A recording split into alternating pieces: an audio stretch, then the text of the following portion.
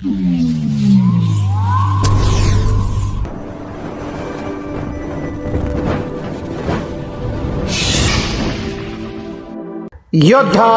News Marathi.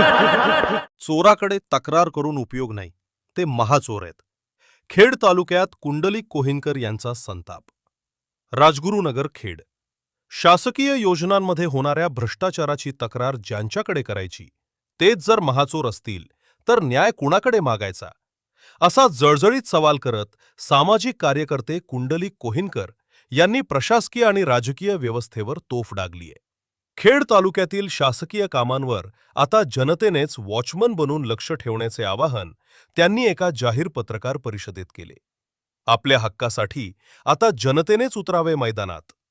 Khed तालुक्यातील model school, जनजीवन mission आणि जिल्हा परिषदेच्या योजनांमध्ये मोठ्या प्रमाणावर अनियमितता होत असल्याचा आरोप कोहिनकर यांनी केलाय. ते म्हणाले की या योजना आपल्यासाठी आहेत, आपला पैसा त्यात लागलेला आहे, त्यामुळे लक्ष आपलेच या भूमिकेतून प्रत्येक नागरिकाने आपल्या गावातील कामावर लक्ष ठेवले पाहिजे. प्रेस कॉन्फरन्समधील महत्त्वाचे मुद्दे. प्रशासनावर अविश्वास. तक्रार निवारण करणारी यंत्रणाच भ्रष्टाचारात बरबटलेली असल्यानं वरच्या पातळीवर दाद मागणं व्यर्थ आहे. लोकसहभागाची गरज. जोपर्यंत जनता स्वतः उभी राहून कामाचा दर्जा तपासत नाही तोपर्यंत हे चोर सुधारणार नाहीत. भ्रष्टाचाराची साखळी. अधिकारी आणि पदाधिकारी यांच्या संगनमतानं सर्वसामान्यांच्या योजनांचा बाजार मांडला गेलाय. चोरांकडे जाऊन त्यांच्या साथीदारांची तक्रार करण्यात अर्थ नाही, कारण ते मोठे महाचोर आहेत. त्यामुळे खेड तालुक्यातील जनतेला माझे आवाहन आहे की सरकारी कामाकडे दुर्लक्ष करू नका. काम होताना तिथे उभे राहा, जाब विचारा आणि भ्रष्टाचार रोखा. कुंडलिक कोहिनकर. नमस्कार सर्व पत्रकार बंधू आणि भगिनींना, की आमच्या विनंतीला मान देऊन एक पत्रकार परिषदेच्या निमित्तानं आपण सगळेजण या ठिकाणी आलात, म्हणून मी व्यक्तिशः आणि आमच्या सरपंच परिषदेच्या वतीनं तुमचं आभार मानतो. सगळ्यात महत्वाचा विषय म्हणजे की आजची ही जी पत्रकार परिषद आहे हे कुणाच्या समर्थनार्थ नाहीये किंवा कुणाच्या विरोधात आहे अशातला भाग नाहीये. आजची जी पत्रकार परिषद जी आपली आहे ती जनतेच्या दृष्टीनं, जनहिताच्या दृष्टीनं, जनतेला या गोष्टी माहीत व्हाव्यात या दृष्टिकोनातून आजची ही पत्रकार परिषद या ठिकाणी आपण आयोजित केलेली आहे. आजचा आपला जो विषय आहे तो आपल्या पुणे जिल्ह्यामध्ये माननीय दिवंगत उपमुख्यमंत्री अजितदादा पवार आणि जिल्हा परिषदेचे मुख्य कार्यकारी अधिकारी आदरणीय गजानन पाटील साहेब यांच्या संकल्पनेतून जे विजन पुढे आलं त्या विजनवरती, त्या शैक्षणिक धोरणावरती आणि त्यांच्यातनं निर्माण झालेलं मॉडेल स्कूल ही नाविन्यपूर्ण संकल्पना, त्या मॉडेल स्कूलच्या बाबतीमध्ये आपली ही आजची पत्रकार परिषद या ठिकाणी आयोजित केली आहे. सर्वप्रथम मी तुमचं माझे स्वतःची ओळख करून देतो. मी कुंडलिक कोहिनकर गेले अनेक वर्ष सामाजिक क्षेत्रामध्ये झोकून देऊन काम करतोय, अन्यायाच्या विरोधात लढण्याचं काम करतोय आणि अन्यायाच्या विरोधात लढत असताना अनेक गोष्टीला सामोरे सुद्धा आम्ही या ठिकाणी गेलेलो आहोत. परंतु कोणत्याही दडपशाहीला आणि भांडवलशाहीला भाग न देता किंवा त्यांना किंमत न देता आम्ही आमचं हे कार्य अविरतपणे आजपर्यंत सुरू केलेलं आहे. आणि ह्या कार्याची दखल आपण वेळोवेळी पत्रकार बांधवांनी घेतली, त्यामुळे आज आपल्या समोर येऊन हे बोलण्याचं मी धाडस करत आहे. जिल्हा नियोजन निधी अंतर्गत 2025-26 यासाठी 303 मॉडेल स्कूलला नवीन इमारत बांधकाम आणि आराखड्याला मंजुरी जिल्हा नियोजनच्या समितीमध्ये जेव्हा देण्यात आली त्यामध्ये 2 लेखाशीर्षच्या अंतर्गत या मॉडेल स्कूलला मंजुरी देण्यात आली. आता मॉडेल स्कूल याच्यामध्ये अर्थ असा आहे की मॉडेल नाहीतर वेगळे पण नाविन्य पण त्या शाळेमध्ये असायला हवं, त्या इमारतीमध्ये असायला हवं, किंवा नाविन्यपूर्णता संकल्पना त्या ठिकाणी निर्माण होऊन विद्यार्थ्यांना जेणेकरून चांगल्या प्रकारचं शिक्षण मिळावं. विद्यार्थी त्या वर्गामध्ये बसल्याच्या नंतर एक चांगल्या विचाराने खुश होऊन त्या वर्गामध्ये बसावा, त्याला आनंद वाटावा आणि हसत खेळत शिक्षण त्या विद्यार्थ्यांनी घ्यावं, अशी एक नवीन संकल्पना त्या ठिकाणी उदयास आली. आणि म्हणून जिल्हा नियोजनच्या माध्यमातून ह्या 303 मॉडेल स्कूलला मंजुरी देण्यात आल्याच्या नंतर त्यामध्ये 2202K079 या लेखा शीर्षकाची निर्मिती झाली. या लेखा शीर्षकामध्ये सर्व आदर्श शाळांसाठी पायाभूत सुविधा निर्माण करणे, त्यासाठी हे K079 हे लेखाशीर्ष आहे.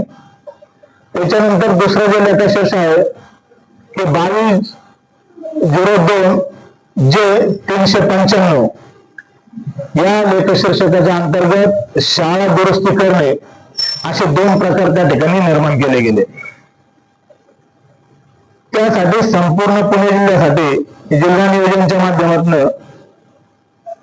22K079 या लेखशीर्षकाखाली एकूण 299 शाळांसाठी 16,540.53 लक्ष, आकडा व्यवस्थित लक्षात घ्या, 16,540.53 लक्ष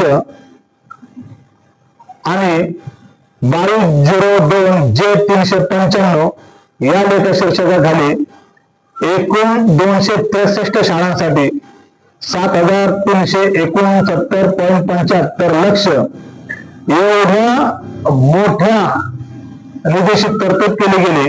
आणि याचा एकूण आकडा जर पाहिला तर 23,910.28 लक्ष एवढी मोठी रक्कम ही जिल्हा नियोजनच्या माध्यमातून ह्या मॉडेल स्कूल साठी तरतूद केली गेली. त्याच्यानंतरची वर्गवारी अशी केली गेली की K079 या लेखा शीर्षकाखाली बांधकाम विभाग उत्तर यांच्याकडे 147 शाळा, बांधकाम विभाग दक्षिण यांच्याकडे 106 शाळा, समग्र शिक्षण अभियान यांच्याकडे 46 शाळा आणि लेखशीर्ष J395 या लेखशीर्षकाखाली बांधकाम विभाग उत्तर 127 शाळा, बांधकाम विभाग दक्षिण 91 शाळा आणि समग्र शिक्षण अभियान 45 शाळा. अशा या वर्गवारी केल्याच्या नंतर या संपूर्ण याला जी प्रशासकीय मान्यता दिली गेली ते 28/5/2026 जिल्हा परिषदेच्या माध्यमातून या सगळ्या कामांना प्रशासकीय मान्यता त्या ठिकाणी दिली गेली. आता प्रशासकीय मान्यता दिल्याच्या नंतर इतक्या मोठ्या प्रमाणामध्ये वरिष्ठांनी घाई केली गेली आणि त्या घाईचा सगळा परिणाम आज संपूर्ण पुणे जिल्हा त्या ठिकाणी भोगतोय. प्रशासकीय मान्यता दिल्याच्या नंतर लगेच त्यांनी तातडीने संबंधित विभागांना आदेश दिले आणि तात्काळ अंदाजपत्रक बनवण्याच्या सूचना त्या ठिकाणी दिल्या. अनेक अधिकाऱ्यांना हे मॉडेल स्कूल समजेपर्यंत सगळ्या माध्यमातून त्या ठिकाणी अंदाजपत्रक मागवण्याचं काम वरिष्ठ अधिकाऱ्यांनी केलं. या वरिष्ठ अधिकाऱ्यांच्या मनमानीपणामुळे आणि ह्या अधिकाऱ्यांच्या केवळ आर्थिक लाभापोटी ज्या पद्धतीने मॉडेल स्कूलची संकल्पना राबवायला पाहिजे होती, आदरणीय अजितदादा पवार आणि गजानन पाटील साहेब यांच्या संकल्पनेतनं जी मॉडेल स्कूलची संकल्पना समोर यायला पाहिजे होती, परंतु जिल्हा परिषदेच्या 2 वरिष्ठ अधिकाऱ्यांनी हे पूर्णपणे मातीमोल केलेलं या ठिकाणी दिसतंय. त्याचं कारण असं आहे की हे सगळं होत असताना याची आर्किटेक्ट नेमायला पाहिजे होता. आर्किटेक्ट नेमल्याच्या नंतर आर्किटेक्टच्या माध्यमातून तो अहवाल प्राप्त करायला पाहिजे होता. संबंधित ग्रामपंचायत, संबंधित शाळा व्यवस्थापन समितीला हे अवलोकन करायला पाहिजे होतं. त्या ठिकाणी आर्किटेक्टने जाऊन त्या शाळेची पाहणी करायला पाहिजे होती. त्याच्यानंतर आवश्यकतेनुसार या शाळांना किंवा याला मंजुरी देणं गरजेचं होतं, त्याचं अंदाजपत्रक बनवणं गरजेचं होतं. परंतु ह्या काही अधिकाऱ्यांच्या हट्टापायी ज्या ठिकाणी आवश्यकता आहे त्या ठिकाणी मॉडेल स्कूलला मंजुरी न देता यांच्या हट्टापायी केवळ केंद्र प्रमुखांनी यादी केली आणि केंद्र प्रमुखांनी यादी केल्याच्या नंतर काही ठराविक तालुका स्तरावरच्या लोकांना ती यादी दाखवली गेली आणि त्या यादीनुसार याला प्रशासकीय मान्यता दिली गेली. महत्वाचा विषय असा याच्यामध्ये, जर तो विषय आमच्या शालेय व्यवस्थापन समितीला कळाला नाही, जर तो विषय आमच्या ग्रामपंचायतीला कळाला नाही आणि डायरेक्ट गावामध्ये येऊन शाळेचं बांधकाम तुमच्या शाळेला एवढी रक्कम मंजूर झालेली आहे असं सांगण्यात आलं आणि काम तातडीने चालू करा अशा सूचना त्या ठिकाणी देण्यात आल्या. त्यानंतर आम्ही या सगळ्या प्रकारामध्ये खोलवर जाण्याचा प्रयत्न केला आणि खोलवर गेल्याच्या नंतर ही संपूर्ण माहिती आम्हाला त्या ठिकाणी प्राप्त झाली. माहिती अधिकाऱ्यामध्ये सुद्धा आम्ही याच्यातली काही माहिती घेतलेली आहे. हे सगळं काम करत असताना 303 मॉडेल स्कूल नावाचा ग्रुप अधिकारी आणि मुख्याध्यापक यांनी तयार केला आणि त्या ग्रुपच्या माध्यमातून प्रत्येक शाळा ही कशा प्रकारे कोणत्या टप्प्यावरती त्याचं बांधकाम आलं, कोणत्या टप्प्यावरती त्याचं काम आलेलं आहे, या सगळ्या गोष्टी पाहण्याचं काम त्या ग्रुपच्या माध्यमातून हे केलं गेलं. त्याच्यामध्ये विशेषतः जिल्हा परिषदेचे प्रमुख अधिकारी, मुख्याध्यापक, संबंधित तालुक्याचे बांधकाम विभागाचे शाखा अभियंता हे सगळे त्या ग्रुपला ऍड होते. परंतु अनेक तक्रारी त्या ग्रुपवरती करून सुद्धा त्या ग्रुपवरती काही शिक्षक असतील, काही अधिकारी असतील, स्पष्टपणे बोलले असताना सुद्धा वरिष्ठांनी केवळ या ग्रुपकडे दुर्लक्ष केलं आणि त्याच्यावर कोणत्याही प्रकारचं उत्तर त्यांनी वरिष्ठांनी दिलं गेलं नाही. उलट त्या ग्रुपमध्ये तो ठेकेदार कशा प्रकारे आरेरावी संबंधित शिक्षकांना आणि त्या संबंधित अधिकाऱ्यांना करतो याचा स्पष्टपणे उल्लेख त्या ग्रुपमध्ये आलेला आहे. तरी सुद्धा वरिष्ठ अधिकाऱ्यांनी याची दखल घेतली गेली नाही. याची दखल न घेण्याचं कारण एकच आहे की एवढ्या मोठ्या प्रमाणामध्ये निधी प्राप्त झाल्याच्या नंतर जास्तीत जास्त लवकर हे काम उरकायचं आणि याची प्रसिद्धी मिळवायची. आम्ही एवढं काम मॉडेल स्कूल केलं, आम्ही अमुक केलं, आम्ही तमुक केलं, या आविर्भावामध्ये मिळवायचं आणि या सगळ्या कामांचा लोकहिताच्या दृष्टीने जे महत्वाची ठरणारी कामं होती या सगळ्या कामांवरती पाणी फिरवायचं आणि आर्थिक लाभ मिळवायचा हाच उद्देश त्याच्यामध्ये आम्हाला त्या ठिकाणी दिसतो. विशेष असं आहे की या ग्रुपमध्ये ज्यावेळेस आम्ही ते व्हॉट्सअप चॅट आम्हाला मिळालं, मी त्या अधिकाऱ्यांचं नाव या ठिकाणी सांगू इच्छित नाही किंवा घेऊ इच्छित नाही. त्याचं कारण असं आहे की त्यांच्यावरती सुद्धा खूप मोठ्या प्रमाणावरती दबाव आलेला आहे. त्या अधिकाऱ्यांना जर विचारलं आपण, तर अधिकारी म्हणतात आम्ही या विषयावर काहीच बोलू शकत नाही, आम्ही दबावात आहे, परंतु कुणीतरी बोललं पाहिजे या उद्देशानं आज या ठिकाणी आम्ही एक धाडस करून या ठिकाणी पत्रकार परिषदेमध्ये हे सगळे मुद्दे उपस्थित करतो. ज्यावेळेस हे दोन अधिकारी जे आहेत की बांधकाम विभागाचे एक्झिक्युटिव्ह इंजिनियर आणि जिल्हा परिषद शिक्षण विभागाचे प्रमुख जिल्हा शिक्षणाधिकारी, या दोन लोकांच्या केवळ मनमानीपणामुळे या मॉडेल स्कूलची वाट लागलेली आहे. कारण या दोन लोकांमध्ये आता आम्हाला एक 8 दिवसापूर्वी कळालं की या दोन लोकांमध्ये सुद्धा वाद झाले आणि मी सांगितलेलं शाळेचं बिल नाही काढलं तर तुझ्याकडे बघतो अशा प्रकारची सुद्धा वक्तव्य त्या ठिकाणी काही ह्या अधिकाऱ्यांनी केली गेली. ते सुद्धा आम्ही व्हिडिओ शूटिंग सह दाखवणार आहे, पण योग्य वेळ आल्यावर दाखवणार आहे. कारण जोपर्यंत हे अशा स्वरूपाचे अधिकारी त्या ठिकाणी कार्यरत आहेत त्यांचा हेतू एकमेव आहे की फक्त आणि फक्त पैसे लुबाडणे. हे एवढ्या मोठ्या प्रमाणामध्ये आलेला निधी हा फक्त खिशात घालणे, त्या शाळेचं किती वाटोळ झालं किंवा त्या मॉडेल स्कूलचं किती वाटोळ झालं तर हे अधिकाऱ्यांना कोणत्याही प्रकारचं देणे घेणे नाही.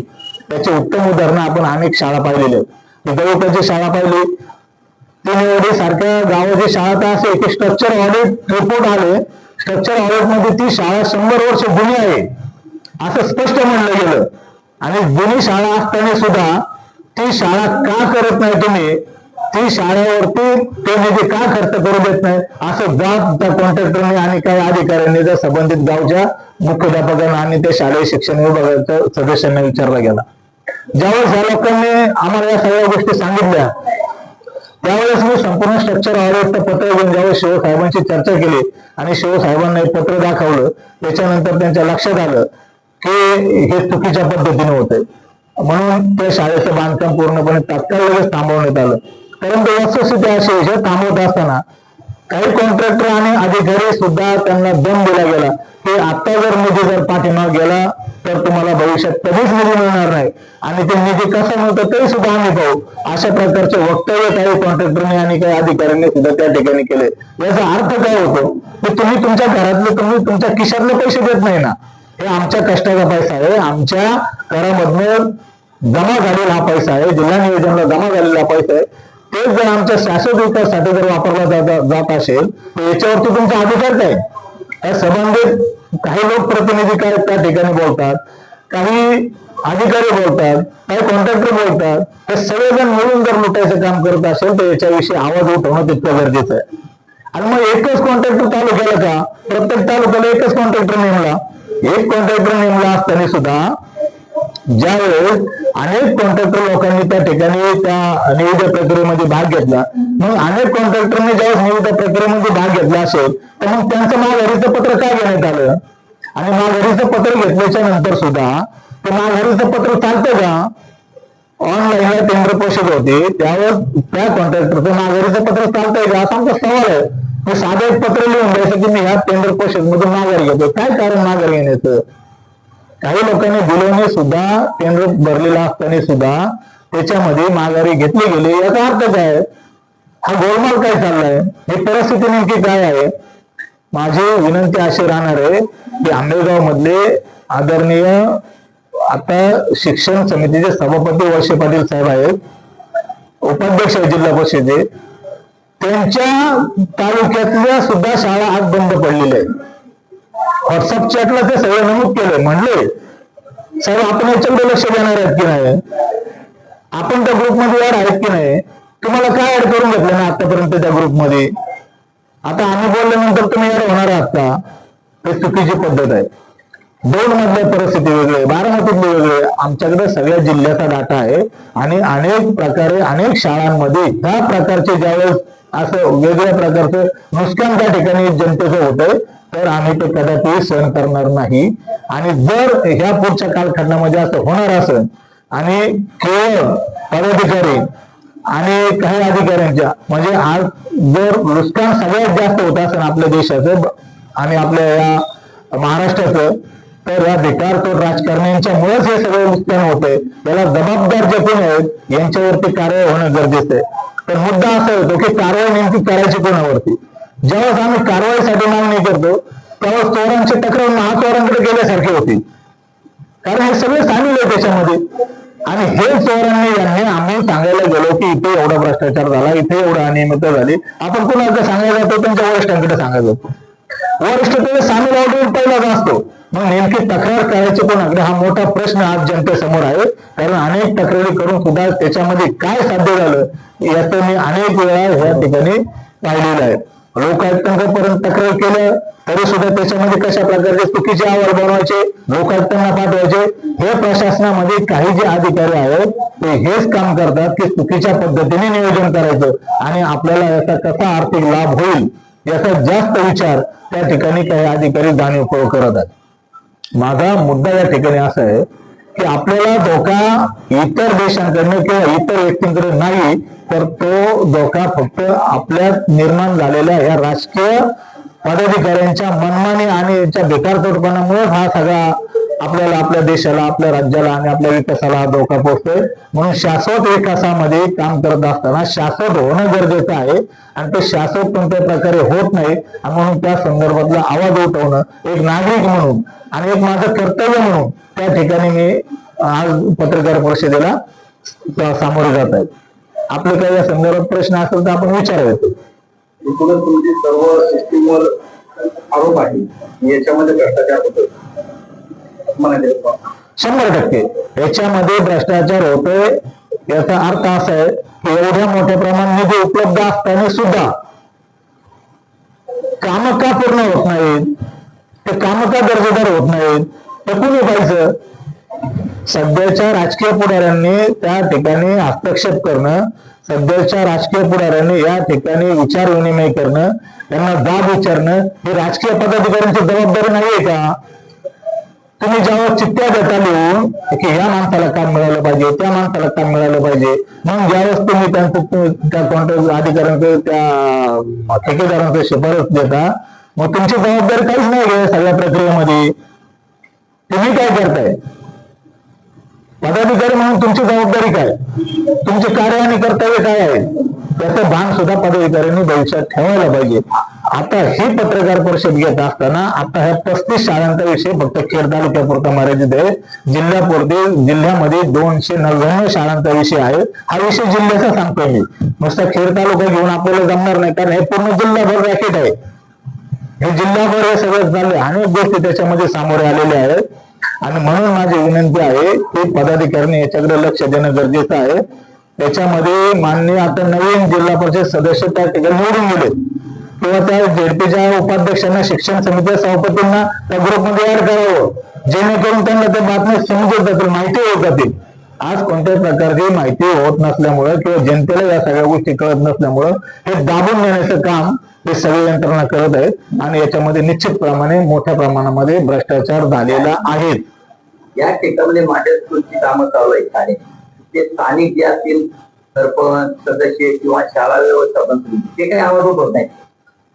मुळात त्यांच्यापर्यंत ज्यावेळेस आवाज उठवण्याचा भाग येतो, मुळात त्या व्यक्तींना ह्या गोष्टी अवगत केल्या गेल्याच नाहीत. हा पहिला मुद्दा. त्यांना जर सांगितलंच नाही, डायरेक्ट येऊन तुमच्या गावामध्ये आम्हाला काम चालू करायचंय, आम्हाला शाळा रिकामी करून द्या, आम्हाला जागा द्या, असं जर म्हणलं तर आमचे सरपंच, आमचे ग्राम शिक्षण समिती सदस्य हे काय बोलणार आहे? आणि कित्येक दिवसानंतर गावात निधी प्राप्त होत आहे, त्याच्या आविर्भावामध्ये आमचे सरपंच, आमचे सदस्य त्या ठिकाणी राहतात. मिळवलेला निधी आपलं काम होणं त्यांना गरजेचं असतं, म्हणून त्या ठिकाणी ते लोक आवाज उठवत नाही. परंतु आत्ताच्या ह्या परिस्थितीमध्ये अनेक लोकांना आम्ही सांगितल्याच्या नंतर अनेक ठिकाणी आवाज उठवला गेला आणि अनेक ठिकाणच्या शाळा सुद्धा ज्या चुकीच्या पद्धतीने चालू झाले त्याच्यावरती तक्रारी झाल्या, आवाज उठवला गेला, शाळा सुद्धा काम बंद सुद्धा पाडली गेलेली आहे. आता खेड तालुक्याच्या जवळपास पत्रकारांना मान्य करायचं 4 शाळांची नावं सांगू शकता. 4 शाळांचे नाव आता तुम्ही जवळपास उदाहरण पहा. आपल्या चॅनलने लावलं होतं ते एक मॉडेल स्कूलचे मालिका लावली होती, त्याच्यामध्ये आहे, तुम्ही पाहू शकता. अजून 2-3 शाळा आता तिनेवाडी सारखी शाळा आहे, त्याच्यानंतर वाळस सारखी शाळा आहे. तुम्ही जाऊन प्रत्यक्ष पाहू शकता, त्याच्यावरती काय अडचण नाही त्याच्यात. तुम्ही माहिती मिळेल कुठल्या कुठल्या शाळांमध्ये काय प्रकार आहे.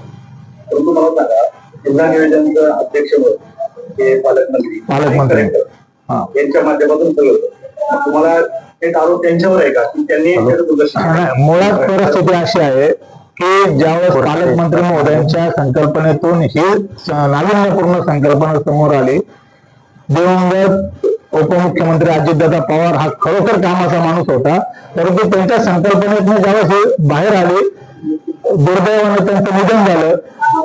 नाहीतर आम्ही त्यांना ह्या सगळ्या गोष्टी दाखवल्या असतात आणि याच्या अगोदर सुद्धा त्यांना आम्ही बऱ्याच गोष्टी त्यांच्या कानावर घातल्या होत्या आणि त्याचे परिणाम सुद्धा त्यांनी त्या ठिकाणी कार्यवाही सुद्धा केली गेली होती. तुमचं धोरण काय असणार? पत्रकार परिषद सांगणार का अजून काही? आता आमचं धोरण त्या ठिकाणी एकच असणार आहे. ह्या 35 शाळेच्या संदर्भामध्ये किंवा ह्या 289 शाळेच्या संदर्भामध्ये हा जो काही विषय झाला, भविष्यामध्ये पुन्हा त्याच्या डबल शाळा करायचं ठरवलेलं आहे. म्हणजे आमच्या खेड तालुक्यामध्ये 35 शाळा आहेत, तर आता पुढच्या टप्प्यामध्ये 70 शाळा येणार आहेत. 70 शाळांना मंजुरी त्या ठिकाणी. मग हे पाठीमागच्या 35 शाळांची जी परिस्थिती झाली ती पुढच्या 70 शाळांची होऊ नये, हा आमचा मुद्दा आहे त्याच्यामध्ये. आणि याच्यावरती गांभीर्याने लक्ष आता आम्ही त्या ठिकाणी ठेवणार आहे. आम्ही त्या ठिकाणी लोकांचं प्रबोधन करणार आहे, लोकांना सांगणारे जाऊन. ते दुसरी गोष्ट म्हणजे प्रशासनाला सुद्धा आमची विनंती आहे की ज्या ज्या ठिकाणी तुम्ही ह्या शाळेचं बांधकाम करताय, ज्या ठिकाणी शाळेची दुरुस्ती करताय, त्या ठिकाणी तुम्ही बोर्ड लावायला अडचण काय तुम्हाला? आज एकाही ठिकाणी 289 शाळेवरती एकाही ठिकाणी या कामाच्या संदर्भातलं एकही बोर्ड लावलेलं नाही. काय अडचण आहे तुम्हाला बोर्ड लावायला?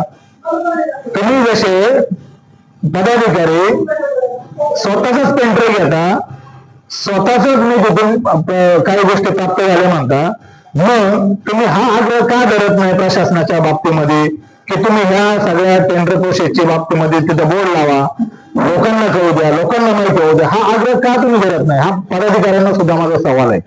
आता तुम्ही जे प्रशासकीय अधिकारी याच्यामध्ये भ्रष्टाचार, तर त्याच्यावर तुम्ही काही कारवाईची मागणी करणार आहे का शासन दरबारी? एक गोष्ट अशी आहे की माझा अनुभव म्हणून तुम्हाला सांगतो की मी याच्या आधी तुम्हाला सांगितलं होतं की आपण जेव्हा तक्रार करायला जातो, तक्रार करायला गेल्याच्या नंतर म्हणजे चोरांची तक्रार कोणाकडे करतो, महाचोरांकडे करतो. तक्रारीत काय तथ्य होणार आहे का? तर अजिबात नाही तथ्य होणार. म्हणून या ठिकाणी लोक जागृती करणं, लोकांच्या समोर आणणं आणि लोकांनी याच्यावरती स्वतःच्या गावामध्ये चालू असणारी विकास कामं, स्वतःच्या गावामध्ये चालू असणाऱ्या वेगवेगळ्या योजना याच्यावरती जाणीवपूर्वक गांभीर्याने लक्ष देऊन स्वतःच्या गावातले कामं कशी शाश्वत पद्धतीने होतील याची जबाबदारी आता लोकांनी घेतली पाहिजे. आणि आपला राज्य, आपला देश, आपला जिल्हा वाचवण्याची जबाबदारी लोकांनी घेतली पाहिजे. पदाधिकारी आणि प्रशासनाकडून ही आता अपेक्षा लोकांनी ठेवू नये. कारण त्याचं असं आहे की ज्या वेळेस कोट्यवधी रुपयाचा कर हा आपल्या खिशातनं जमा होतो आणि तो आपल्या शाश्वत विकास कामांसाठी वापरला जातो, तर ती जबाबदारी आता लोकांचीच आहे आणि लोकांनीच याच्यावरती लक्ष ठेवलं पाहिजे. की आमचे सरपंच परिषद असेल किंवा आमचे सरपंच असतील किंवा व्यक्तिशमी असेल, आम्ही कोणत्याही पक्षाचे घरगडी म्हणून काम करत नाही. जनतेच्या हितासाठी जनतेला जे काही अपेक्षित आहे आणि जनतेला माहिती व्हावं प्रत्येक गोष्ट, याच्यासाठी आमचं काम करण्याची भूमिका आहे. त्यामध्ये सगळ्यात महत्वाचं जलजीवन मिशन जे आपण आता विषय काढला म्हणून तुम्हाला सांगतो, ते 15 ऑगस्ट 2019 साली लाल किल्ल्यावरनं ज्यावेळेस मोदी साहेबांनी जलजीवन मिशनची घोषणा केली, त्याच्यामध्ये स्पष्टपणे उल्लेख असा होता की ग्रामीण भागातील प्रत्येक कुटुंबाला 255 लिटर प्रमाणे स्वच्छ, शाश्वत आणि परवडणारं आणि कायमस्वरूपीचं पाणी द्यायचं, हा मुख्य उद्देश त्याच्यामध्ये होता. या उद्देश साध्य करण्यासाठी जागतिक बँक असेल, केंद्र शासन असेल, राज्य शासन असेल, या सगळ्यांनी मिळून या ठिकाणी इन्व्हॉल्व होऊन काम करायचं, शाश्वत काम करायचं एक नियोजन त्या ठिकाणी वरिष्ठ पातळीवरती ठरलं गेलं होतं. पण या योजना ज्या आणल्या जातात ना, आता आमचा एक समज असा झालाय की ह्या ज्या योजना अशा स्वरूपाच्या आणल्या जातात, ते मिशन अशा स्वरूपात आणलं जाते, हे केवळ राजकीय पुढाऱ्यांची पोटं भरण्यासाठीच आणलं जाते, असा आमचा स्पष्ट आरोप आहे. त्याच्यामध्ये त्याचं कारण असं आहे, कोट्यवधी रुपये मागेल त्याला, म्हणजे या मिशन मध्ये अशी परिस्थिती होती की तुम्ही कितीही रुपयाचा अंदाजपत्रक तयार करा, त्या अंदाजपत्रकाला मंजुरी देण्याची जबाबदारी ही शासनाची होती. पण ते मंजुरी देत असताना तुमचा कृती आराखडा तयार करणं गरजेचं होतं. कृती आराखड्याच्या माध्यमातून त्या ठिकाणी गावाचे ग्रामीण पाणी पुरवठा आणि स्वच्छता समिती, ग्रामपंचायतीचे सरपंच, उपसरपंच, त्याची सगळी बॉडी यांच्या माध्यमातून तुमच्या ग्रामीण पाणी पुरवठा विभागाचे शाखा अभियंता असेल, या आणि आपलं जलतज्ञ, जे भूजल तज्ञ, या सगळ्या अधिकाऱ्यांच्या बरोबर शिवार फेरी करून ज्या ठिकाणी स्रोत उपलब्ध आहे आणि शाश्वत स्रोत आहे अशा ठिकाणावरून ते योजना करायचं, हे त्याच्यामध्ये समाविष्ट होतं. परंतु असं कोणत्या प्रकारचं झालं नाही. यांनी काय केलं की कोट्यवधी रुपये ज्यावेळेस मिळतात या मिशन मध्ये, म्हणजे याच्या अगोदर असेल या सगळ्या योजना जशा फेल केल्या, त्या स्वरूपाची ही सुद्धा जलजीवन मिशन सुद्धा फेल केली गेलेली योजना आहे.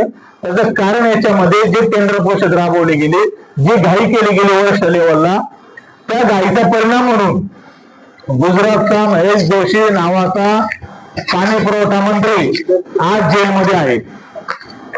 काल 11 मे पर्यंत त्या माणसाला जेलमध्ये होतं, त्याला पोलीस कस्टडी मिळाली होती. आपल्या महाराष्ट्रात हे का होऊ शकत नाही? महाराष्ट्रामध्ये तीच परिस्थिती आहे.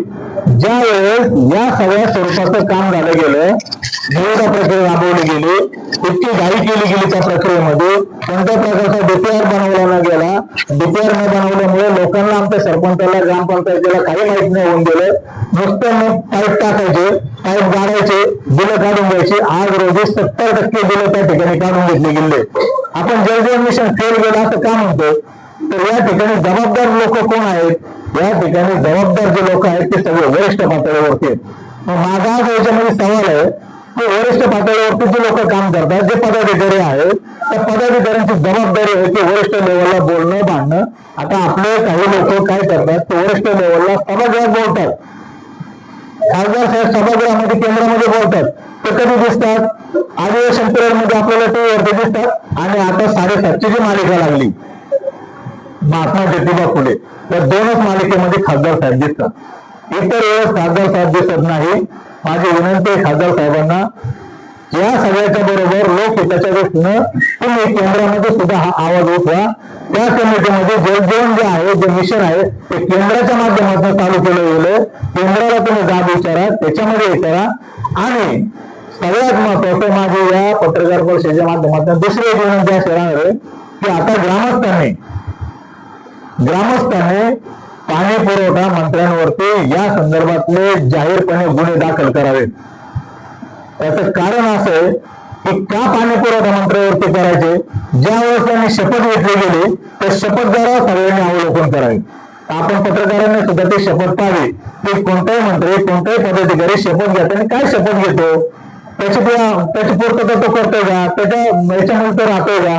जर तो राहत नसेल तर त्याच्यावरती गुन्हा दाखल करायला अडचण काय? म्हणून या सगळ्या गोष्टीची जर शहानिशा करायची असेल तर मुळात ह्या लोकांवरती गुन्हे दाखल होणं गरजेचं आहे. आणि गुन्हे दाखल जर झाले तर मोठ्या प्रमाणामध्ये हे सगळं प्रकरण बाहेर येईल. जनतेचा करोडो रुपये पाण्यात गेले तरी सुद्धा जनतेला पाणी मिळालं नाही. जनतेला पाणी मिळणं हे महत्वाचं आहे. आणि जर पाणी जर मिळालं असेल तर हे लोक सुद्धा जेलमध्ये गेले पाहिजेत. हे खरी वस्तुस्थिती जनतेसमोर आली पाहिजे. आता तुम्ही साधारण जलजीवन घेतो, तुम्ही आपले जल बघायचे खासदार आहे, त्यांच्याशी काय तुमची बोलणं झालं ना तुमच्या जलजीवन बद्दल? खासदार साहेब हे खूप मोठे व्यक्ती आहे. खासदार साहेबांशी बोलायचं म्हणलं की त्यांच्या पेशी बोलावं लागतं आणि ते फोन घेतो, अशातला काय भाग नाही. फक्त व्हॉट्सअप स्टेटसला फक्त ते पाहिले जातात, बाकी काही त्याच्यावरती रिप्लाय सुद्धा दिला जात नाही. खासदार साहेब हे खूप बिझी आहेत, एवढं त्याच्यामध्ये मला म्हणणं. तुम्हाला हे स्पष्ट माहिती आहे का खासदार साहेब आपल्याला उपलब्ध होत नाही, याबद्दल काय करतो? नाही, खासदार साहेब उपलब्ध होतच नाही. ते उपलब्ध होता संध्याकाळी 7:30ला टीव्हीवरती आणि अधिवेशन पिरियड मध्ये, इतर ठिकाणी उपलब्ध होत नाही. मला तर उपलब्ध झाले नाही, कारण मी स्वतः त्यांच्याकडे ब्रॉडबँडच्या संदर्भामध्ये, तुम्हाला सगळ्यांना माहित असेल की मी 8 दिवस या ठिकाणी उपोषण केलं होतं. उपोषण कालखंडामध्ये खासदार साहेब स्वतः या ठिकाणी आले होते. स्वतः आल्याच्या नंतर त्यांनी इतकं जोमात भाषण केलं, माझ्या बोलण्याची सुद्धा मनस्थिती नव्हती, मला बोलता येत नव्हतं. पण खासदार साहेब इतके जोमात बोलत होते की मला असं वाटत होतं की आता आपला प्रश्न सगळा मिटेल. पण खासदार साहेबांनी हा प्रश्न लोकसभेमध्ये त्याचा ब्र शब्द सुद्धा काढला नाही, सगळे पुरावे देऊन सुद्धा. हा सगळा विषय राहील. पत्रकार म्हणजे जो ना करे सरकार वो करे पत्रकार. आणि पत्रकार हा लोकशाहीचा चौथा स्तंभ आहे. म्हणून आम्हाला न्याय मागायचा असेल तर आता मीडियामध्ये गेलं पाहिजे, मीडियामध्ये बोललं पाहिजे, मीडियामध्ये बोंबललं पाहिजे. किमान बोंबलण्याची भूमिका जरी 10 लोकांनी रोज घेतली आणि तुमच्यासारख्या पत्रकारांनी त्याला जर चांगल्या प्रकारे प्रसिद्धी दिली तर हे लोकहिताच्या दृष्टीनं समाजामध्ये जाईल, समाज जागृत होईल. हा याच्या माध्यमाचा मुख्य उद्देश आहे. आणि ज्या दिवशी समाज जागृत होईल त्या दिवशी या सगळ्या अधिकाऱ्यांना आणि पदाधिकाऱ्यांना लोक घरात बसून ठोकून मारतील याची खात्री आम्हाला आहे. आता मीडिया आणि जी काही मंडळी आमचं काम करतो, तुमचं काम करतो, जेव्हा जागृती मिळवायची गावात, जर गावातील ग्रामस्थ जर त्यांचं पण आव्हान उठला तर तो आपण आवाज असणार आहे. अगदी बरोबर. ते गावात जागृतीसाठी काय करणार? आता प्रत्येक गावामध्ये जागृतीसाठी आम्ही आमच्या सरपंच परिषदेचे अध्यक्ष त्या ठिकाणी उपस्थित आहेत, संपर्क प्रमुख उपाध्यक्ष आहेत, सचिव आमचे या ठिकाणी सगळे उपस्थित आहेत. की आम्ही त्या ठिकाणी एक वेगळ्या प्रकारची संकल्पना राबवून आणि वेगळ्या प्रकारचं नियोजन गाव लेवलला करून, जेणेकरून गावातले किमान 2-3 लोक अशा प्रकारे तयार करून की गावामध्ये असणाऱ्या सगळ्या विकास कामांवरती नियंत्रण ठेवण्याचं काम भविष्यामध्ये त्या ठिकाणी आम्ही करणार आहोत. नमस्कार, मी मनोहर बबन पोकरकर, सरपंच परिषदेचा अध्यक्ष आणि वाळदगावचा लोकनियुक्त सरपंच आहे.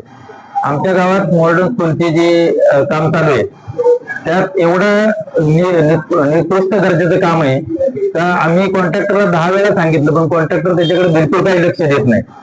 भरपूर वेळा सांगितलं. आमचे सभापती आहेत गावाचे, त्यांनी पण त्यांना फोन करून सांगितलं. आम्ही त्यांना साधा एक पाठव्या काढायला सांगितलं होतं. त्यांनी पाठवे केला होता का म्हणजे शाळेमध्ये, तो काढायला सांगितलं होतं, तो सुद्धा अजून काढला नाही. आणि काय काम करतात ते त्यांना माहिती आहे. फक्त गावातल्या एकाही माणसाला कोणालाही माहिती करत नाही की हे काम आम्हाला सांगितलेलं आहे आणि हे काम आम्ही करतोय. 15 दिवस झालं काम, 3 महिने झाले काम चालू आहे. 3 महिन्यात मुलांचंही नुकसान झालं. शाळेतल्या पोरांना शिक्षणासाठी जागा नव्हती, गुरुजींना वर्ग घेण्यासाठी जागा नसल्यामुळे सगळं काम चालू होतं. त्यांनी सगळं खोदून ठेवलं होतं. ते मुलं आमचे एका वर्गात बसून शाळेच्या मुलांचंही नुकसान झालं आणि शाळेचं काम जे चालू आहे ते पूर्ण निकृष्ट दर्जाचं झालं. एकूण खेड तालुक्यामध्ये अशा प्रत्येक गावामध्ये जास्त मला वाटते. हो, परिस्थिती तशीच असणार आहे कम्प्लीट. तुम्ही त्यावर आता सरपंच नात्याने, अध्यक्ष नात्याने जागृती म्हणून कशा पद्धतीने ती सगळ्या गावांना एकत्र करून आम्ही प्रत्येक गावात जिथं जिथं मॉडर्न स्कूलचं काम चालू आहे त्या प्रत्येक गावाला जाऊन व्हिजिट करणार आहे आणि तिथले पदाधिकारी किंवा शिक्षक किंवा शालेय समितीच्या अध्यक्षांना सगळ्यांना भेटून तिथली काय परिस्थिती त्याची हे करून माहिती घेऊन आम्ही पुढचे निर्णय घेणार आहे. आनंद अगोदर सरपंच परिषदेचा उपाध्यक्ष खेड तालुका आणि लोकनियुक्त सरपंच करवाडी. जल जीवन मिशन योजनेअंतर्गत जे तालुक्यात कोट्यवधी रुपयाची कामं चालू आहे ते बोटावर मोजण्याच्या गावातच उत्कृष्ट चालू आहे आणि जवळजवळ 80% कामं ही निकृष्ट दर्जाची. आणि त्यामध्ये त्या गावात कामं चालू आहे त्या गावात प्रशासन ग्रामपंचायत आहे आणि सरपंचाची किंवा ग्रामपंचायतीची सुद्धा जबाबदारी आहे. ते काम चालू असताना ते निकृष्ट दर्जाचं आहे का चांगल्या दर्जाचं आहे ते पाहण्याचं. कॉन्ट्रॅक्टर काम करून जाणार असतो पण वर्षानुवर्ष ती योजना आपल्याला राबवायची असते आणि ते काम करण्याचं चांगल्या प्रकारे कसं होईल हे सरपंचाची आणि पूर्ण जोडीची जबाबदारी आहे. आता माझ्या गावाचं जर उदाहरण द्यायचं झालं तर माझ्या गावाची योजना 6 महिन्यापूर्वीच काढण्यात होऊन पूर्णपणे चालू आहे. मी जातीने लक्ष टाकलं.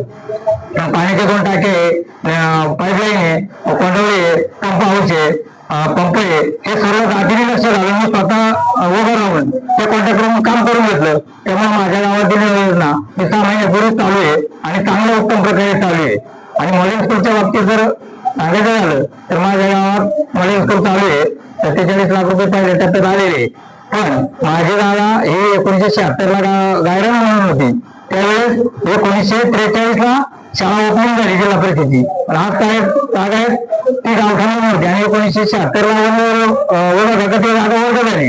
आतापर्यंत माझ्याकडे 5वीचा वर्ग आहे, अंगणवाडी आहे त्या शाळेत, धार्मिक स्थळ आहे, गावचं मोठं कार्यालय आहे 6 एकर मध्ये. ते पूर्ण फॉरेस्ट विभागात आलं गेलं आणि आता ते शासकीय जरी शाळा असली तरी वन विभागाने माझं काम आता 2 महिने झाले टप्प केले. मग आमदार साहेबांच्या माध्यमातून असेल, शिव साहेबांच्या माध्यमातून असेल, गट शिक्षणाचे अधिकारी असेल, बिडो साहेब असेल, यांच्या काम पत्रावर केला. पण वन विभागाने काय काम चालू करून दिले नाही. आणि सांगतो की शाळा ही शासकीय आहे आणि वन विभाग शासकीय आहे. पण त्याच्या शासकीय विभागापुरतं तरी त्यांनी एक सवलत दिली पाहिजे कामासाठी. पण त्यांनी काम चालू करून दिलं नाही. आजही काम पण आहे. शाळा जवळजवळ 2 महिने ही बाहेर वॉरंट्यात आणि सांस्कृतिक भवनामध्ये बसवली. आता दुरुस्ती होऊन मुलं सुट्टी लागलेली आहे. मग आता पुढील काम चालू करण्यासाठी प्रशासनाने सुद्धा त्या विभागाचं लक्ष देऊन ते काम चालू करावं. कॉन्ट्रॅक्टर रोज येतो की काम चालू झालं पाहिजे, पण आता 2 महिने काम पण आहे. वेळोवेळी मागणी करून सुद्धा काम पूर्ण होत नाही. मग वन विभागाने सुद्धा त्या एक शासकीय काम आहे, शासकीय शाळा आहे, ते कोणत्या वैयक्तिक मालकीची शाळा नाहीये, त्या दृष्टीने पाहून ते काम चालू करावं. आणि गावातील तालुक्यातील जे मॉडेल स्कूल आहे त्याच्यात सुद्धा स्वतः कॉन्ट्रॅक्टरनी चांगल्या पद्धतीने काम करण्याची एक प्रत्येक ग्रामस्थाची किंवा ग्रामपंचायतीची अपेक्षा असते. पण त्या पद्धतीचे काम कॉन्ट्रॅक्टरकडून होत नाही. ते सुद्धा कॉन्ट्रॅक्टरनी कोणत्याही गावाचं कॉन्ट्रॅक्ट असेल तर आपल्याच गावाचं काम असेल त्या पद्धतीने ते काम केलं पाहिजे. याबद्दल आमच्या सरपंच संघटनेच्या वतीनं पाणी पुरवठ्या बाबतीत अनेक वेळा इथं तालुका पातळीवर मिटिंग झालेल्या. कोणत्याही सरपंचाला त्या मिटिंगला पाणी पुरवठ्या जलजीवनचं बोलवलं गेलं नाही. तर प्रशासनाने सुद्धा ज्यावेळेस जलजीवनची पाणी पुरवठ्याची मिटिंग असेल त्या गावातील सरपंच असेल, संघटना असेल, त्यांना त्या मिटिंगला बोलवलं पाहिजे. म्हणजे सरपंचाला माहित असतं की काम कोणत्या प्रकारे झालेलं असतं. अधिकारी वर्ग येतो आणि कॉन्ट्रॅक्टर येतो, ते त्यांच्यातच ते कामाचं कसं झालं ते त्यांना काही समजत नाही. पण त्याच्याची जी त्रुटी सांगणार असणार हे सरपंच सांगत असतो.